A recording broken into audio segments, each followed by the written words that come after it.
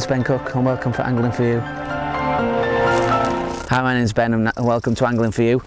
Today you catch me at Rustic's Pond, just on a mid to late winter session, into the springtime now, so the fish are slightly up in the water. We've had at least a week with hot weather, and it's starting to chill down a bit, but I've noticed a couple coming up shallow, so I've made a little shallow kit. It's not too much dissimilar to a summer shallow kit, but there is a few changes that we've made in regards to line and what elastic we're using. So really simple. We've got a shanty style float. It's 0.2, and the main line we've got is an 013 main line, and we've probably got what 8 inches from tip of dacron to float, and that's just going to allow us to just swing it over if we need to, but also get control. And then we've got about, I'd say, just over a 6-inch hook length, and that's an 012 to a size 20 hook. And what we're going to do is we're going to use a mixture of baits from maggot, and we're going to use corn as well, quite probably, and try and get those fish in upper layers. As I was saying, the elastic wise, I've got double number 4, which is a solid latex, just helps me not bumping the fish off as easy as if you're using a bigger elastic in the summer.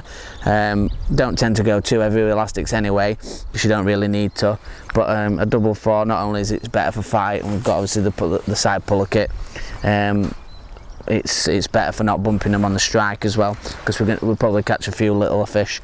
So yeah, I'm first going to tell you I've got a new tip actually from myself, which I've just got from Todd. You've probably seen him on the channel, and that's a way of hooking maggots when we're fishing shallow. Some of us I've done well catching on maggots, but it's another tip and that's the whole ethos that we've got at Angling For You, is that, you know, these new tips can make you fish better. And I've fished a long time fishing shallow, and it's something I've never come across, and he simply showed it out by throwing a few maggots in the water, and you know, it makes complete sense. And what that is instead of hooking the maggot as you would do normally, what we're going to do is hook it through the side of the maggot. It's a bit more tricky, and obviously you could burst it, so you've got to sort of be a bit gentle when you're hooking it. But what you want to do is just roll it on, and you're looking for sort of that kind of sideways hooking, and that's as Todd showed me in the water, that's the way the maggot actually drops flat, which we all know, and you just not really thought about it. And obviously that's a fantastic tip, you know, and I've had a go already with it, and it works really well.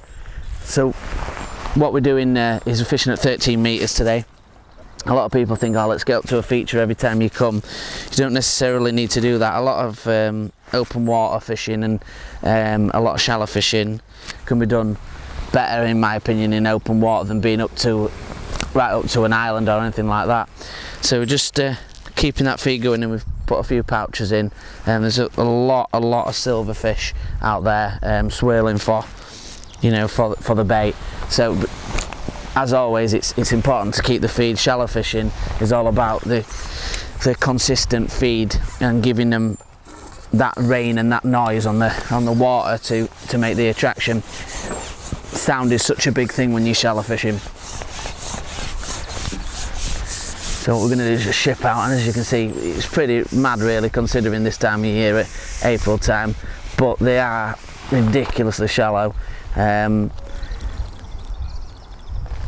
And there you go, there's lots and lots of little ones, but in between these little ones we're putting a squeezed corn on, and we're actually starting to get some carp as well, so that's a good little tip to swap about your baits. But another thing with shallow fishing, and again this a good tip from Todd again, that when you see your fish that are in high water, and they're a bit more in the uncatchable layers of the water, like Todd said to me earlier on, sometimes a bit of a couple of heavier pouches of feed sort of bring the fish down in the water because they can't hit the bait as fast. So again, that's another good tip from Todd.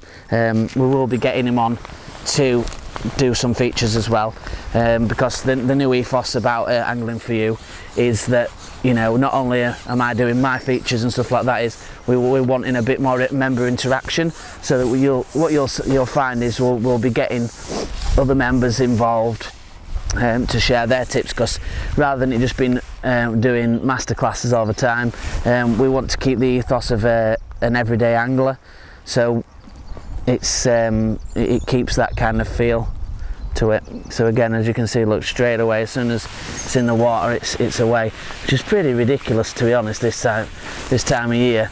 We've just put those couple of pouches of maggots in, and you know, it's probably 10-15 maggots a pouch, you know, and there's absolutely solid with rudd, roach. I've even had some skimmers shallow this a bit earlier on, which is absolutely bonkers, and you know, we've even had some nice carp. So what we'll do is we'll take this one out, and we'll unhook this one, and I'll get some corn on and see if we can catch one on that next time when it gets out.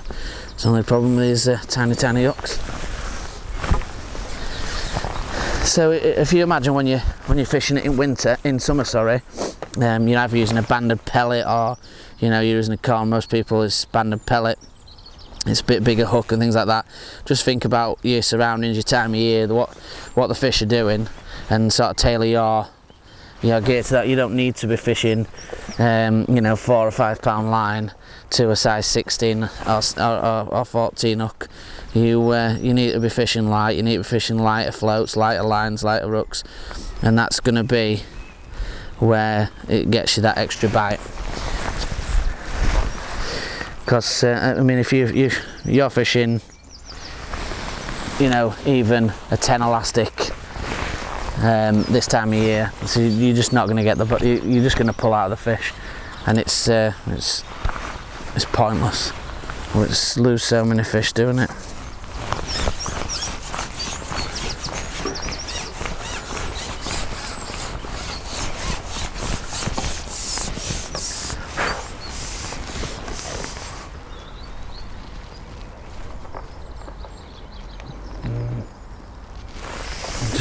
Switch that back in. It's just dropped over it.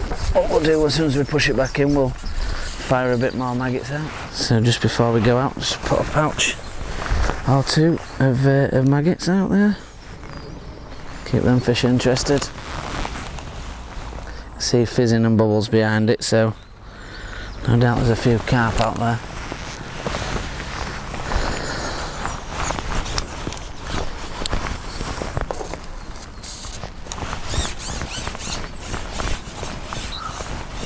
Sort of focused on that original ethos that we start the group on, with the focus of members and giving back. So if you do search for angling info, it will bring you to the Angling For You page. So that is the correct, and unbelievably, it's a skimmer at 4 inches, which is crazy. But you can see these. You know, we've got the fish feeding, so it's not something that you have to be afraid of doing just because it's not summertime. Don't just think, right, it's not very warm and it's, you know, today's overcast. Don't just think to yourself, oh, I'm just gonna fish on deck because it's cold, and that's what fish should do, because you'll often find it with just a little bit of feeding, they're not always there. And if you're struggling to catch it in winter and you stick to your, or sort of say late winter, early spring, and you stick to your guns of being on the deck, you can have a lot of days where you've missed out on a lot of fish that are either mid-water or really shallow. I would say though, when you do it, you don't have to start at 6 inch unless you really see them up, you know, high in the water. You should probably start at a couple of foot at least, and see if they're catching at that depth before shallowing up if you're missing bites. Put those couple of pouches of maggots in and just sort of lifting and dropping. I mean, you can swing it over if you want to. I don't want to cause too much disruption with, you know, with it being this time of year, I just lifting and dropping just still got that same effect. Right guys, so we've just put another single maggot on. That's another important thing as well. Just that one single maggot. Don't always need a whacking great load of maggots. You want them to take that purely on instinct. So you know, one maggot looks the most natural. Doesn't matter what size fish, they'll take a maggot. I mean, that's how instant it is with a littler fish. There's absolutely hundreds of them there, thousands of them. There you go. And it just proves, you know, a lot of sessions. You know, it's something that's not as common now. And you know, if I go back to my childhood and I go, you know, all we ever caught were silvers. If you caught a carp of 4 or 5 pound, it were like, you know, best thing in world. You know, we never caught. You know, if you ever caught anything like that, it was, you know, amazing. So this is a great method if you just want to have a day back to basics, catching, you know, nice little stamped silvers like that. I mean, you know, absolutely fin perfect. It's a great method for it. We'll ship out one more time, see if we can have one more fish to close video, and I'm just going to carry on up, you know, bagging up on these all day. But obviously there's no point in boring you with the same technique all day, so we'll see if we can have another one. And you know, like I say, it's if you want a method where you're going to catch shallow and it's a fun method and it's productive, then you know, have a go at this. You will catch. Don't be disheartened if you don't catch straight away. Fishing's all about building that swim up and getting the fish there, and then getting the bites. You know, it's not always instant. So get this up. Go. So I'm just gonna fire this out.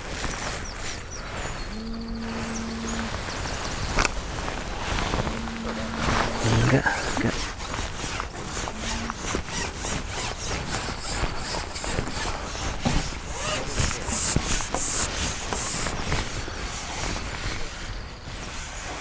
And you'll also find you don't always have to go out to 13 metres to catch on it either.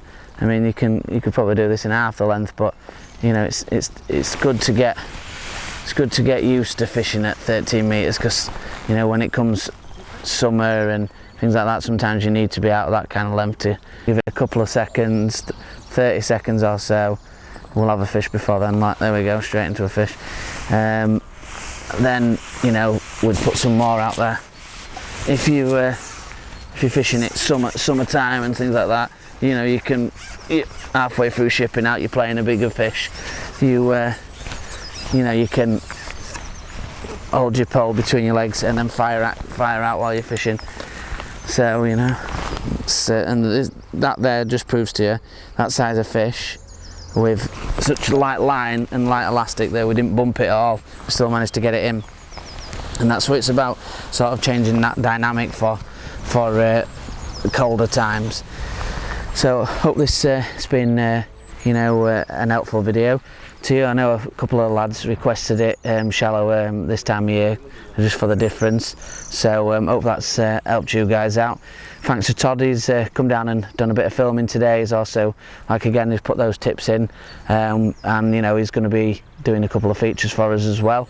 And as our other members as well. So you know, like I said, the ethos of Angling Info originally is now back to basics, is now where the Angling for You is going to be. And you know, we're going to get a lot more younger anglers in, and a lot more sort of everyday anglers to come and start doing and getting involved.